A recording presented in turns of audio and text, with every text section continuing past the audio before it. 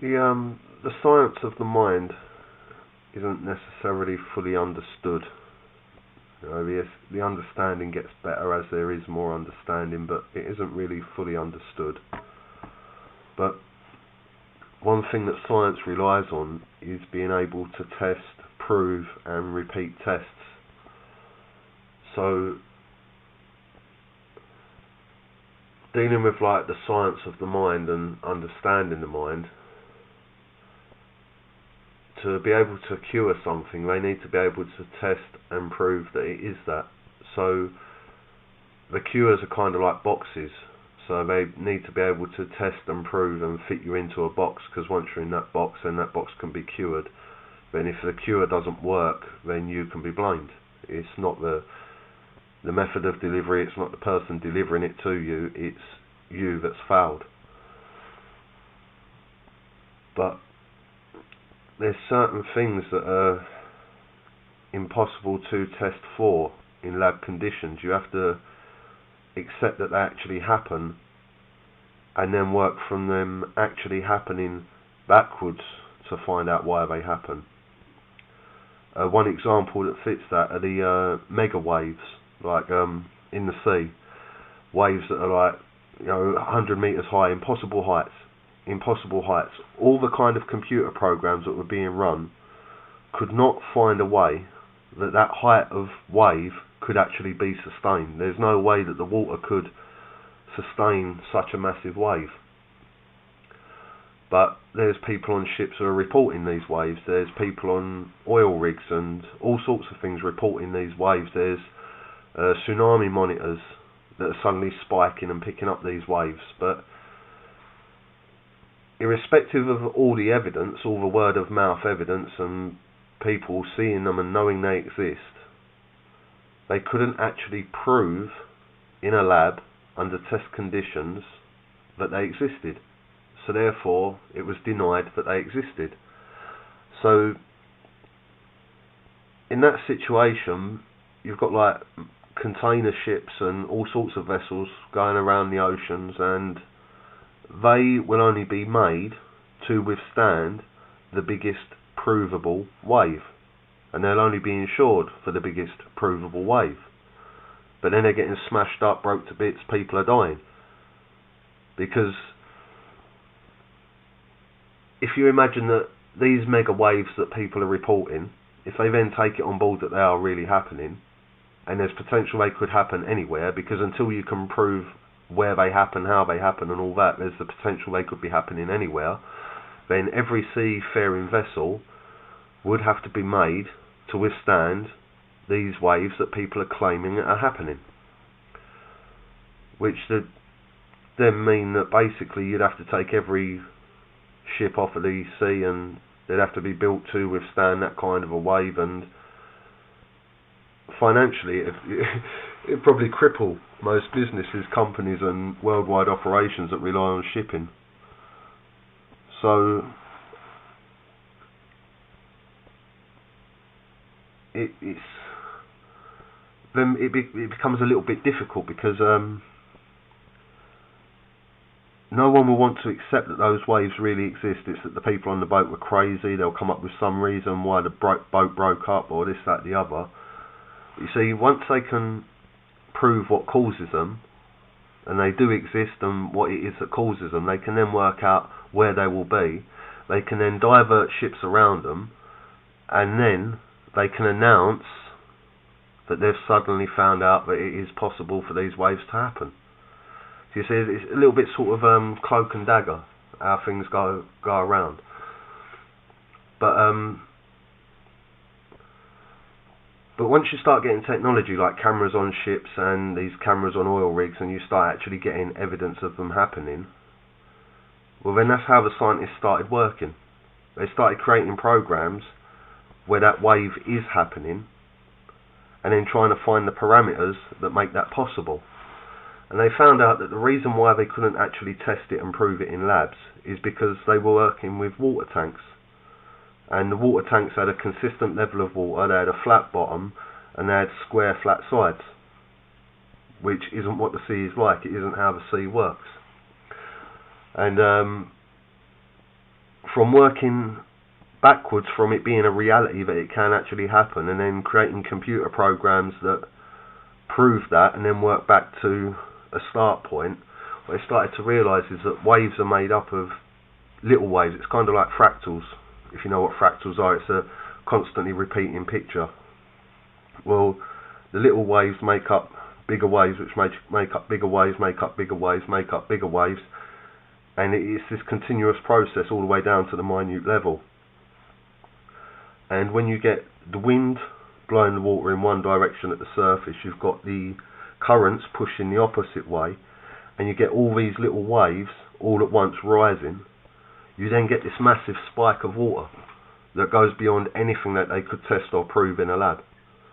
But then they started working out where they will happen, because they found the parameters for how it happened, and then they divert around them, then they announce that they're actually happening.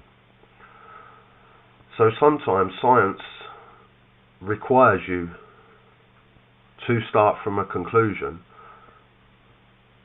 but you have to be able to trust the source of the conclusion.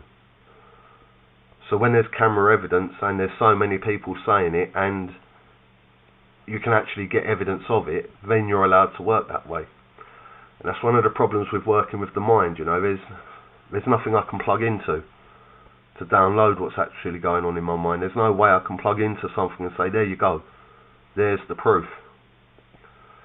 So all the tests that they're going to carry out are only going to fit me into the boxes they have. They're only going to put me into the provable conditions that they have, because they need to be able to test it, prove it, then cure it. It's a bit like with lions hunting at night. It was always said that they don't hunt at night, and it is one of the Attenborough documentaries where they start using night vision, and it's the first time that they've been filmed hunting at night. And until now we always had to say that they don't hunt at night, because we had no evidence of them hunting at night. Even though locals knew, and people who travelled to the areas knew that they hunt at night, we weren't allowed to say it because we couldn't scientifically prove it. And that's where you get into these problems, because I'm probably not the only person who's in my situation. I'm probably not the only person who's being deliberately mistreated by medical professionals. But the way that they have to function the system, or within the system, or the system forces them to function, makes it difficult for them. But all they have to do is have a little bit of sense, work with the person, listen to the person, and then they'll get somewhere. But they don't want to do that. They don't want to work within any kind of parameters. It's easier just to call you crazy and say it isn't happening. And they try to turn everything into a feeling. It's like these checklists that you have to fill in. How often have you felt? Do you regularly feel? How often have you felt? And it's always questions about feeling, and letters they send like, we've decided to cancel your therapy sessions as you don't feel like it's working. And it's all about feelings and feelings and feelings, and all about feelings and constantly about feelings.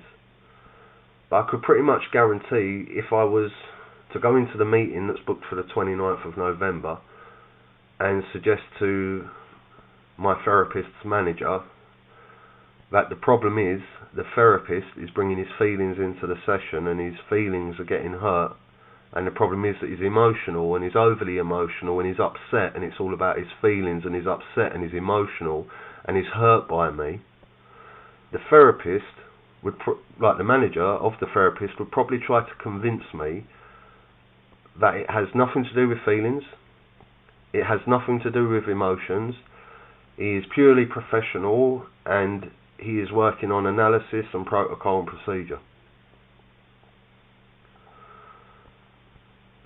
That's schizophrenic, isn't it? They insist that everything I do must be about feelings. Everyone's got feelings. Everything is a function of feelings. Everything's about feelings and emotions. Everyone's life is just a constant construct of feelings and emotions. And they won't accept that I function on analysis, protocol, procedure and calculations. But then to suggest that the therapist is failing because of his feelings and emotions, all of a sudden they won't want to accept that. They want it to be that, oh no, he functions purely on analysis. Well then why is it so hard to believe that I function on analysis? If you insist that I function on feelings and emotions, then you have to accept that he functions on feelings and emotions. You know, you have got to be either absolutely stupid and incapable of rational, logical thinking to have those two completely opposed, contradicting statements, or you've got to be schizophrenic and jump in between personalities. You've got a personality where it's all about feelings and another personality where it's all about analysis. But it can't be both. You can't insist that the whole world is about feelings and emotions and then deny that the person carrying out my therapy has feelings and emotions, or that his feelings and emotions are affected. And you can't say that the therapist functions purely on analysis, protocol and procedure, and then refuse to accept that I function purely on analysis, protocol and procedure. How can they fail to grasp it? So you don't even need a scientific test for that. If you can fully accept that the therapist functions on protocol, procedure, analysis and calculations, then you can accept that I do. Why are you refusing to accept the reality of me? And I've said to them before, I'm like a burnt out therapist that needs therapy, because my whole life has been about taking on board everyone else's problems, living as a result and a reflection of everyone's problems, and solving everyone's problems, and accepting that if I don't do that, I will be the problem. And there's been no room for me to grow in any emotional way. There was never any room for that. So as much as I recognise I fit the autistic model, and other people tell me I fit the autistic model, and carrying out these basic tests, whatever's readily available, I fit the autistic model, there is also the potential that it's just that kind of perfect storm, that mega wave. You know, technically it shouldn't happen, it should only happen in theory, but, you know, maybe I have got that right accumulation of potentials that I have ended up that way. And unless they take that on board as a conclusion, as a reality, that I am just that unbelievable mega wave, you know, and then work from that backwards, they're not testing the reality of what I am, of who I am. They're not taking on board the reality of what I say, and they're not dealing with the reality of me as I am. And surely the therapy should be dealing with me as I am, not trying to mould me into something they want me to be, because wants are emotions and desires. They go beyond necessity. It doesn't matter what you want the patient to be. What matters is what you need to do to meet the patient's needs. Surely that is what it's about. If I've got it completely back to front, arse upwards and whatever, then surely it's for them to explain it to me. But yet again, I get no explanations from them. So what am I meant to do with people who constantly contradict themselves? You know, they won't explain what they expect, but I'm not meeting their expectations. It's all about emotions, but I bet they won't accept that he's getting emotional. You know, they're all about analysis and this, that, the other, and they understand the mind, but then they can't understand the mind that functions on analysis.